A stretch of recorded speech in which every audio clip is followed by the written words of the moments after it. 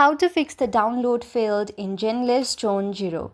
Hello everyone, my name is Smile and in this video I'm going to show you how you can solve this very problem of yours. So for that you need to follow some steps. So watch this video till the very end and follow the steps. So if you have problem and you want to solve it, then you should use the solutions. The very first solution is to restart your download.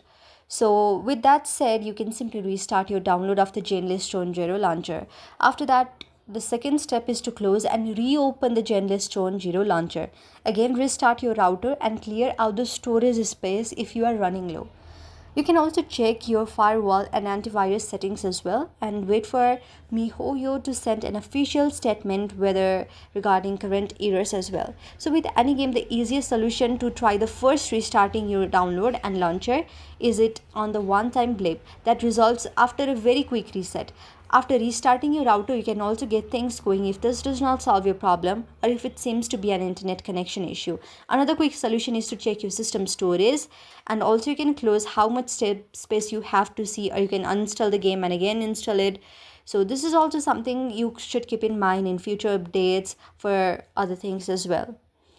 So these are some problems and some solutions how you can fix the ZerO download failed error.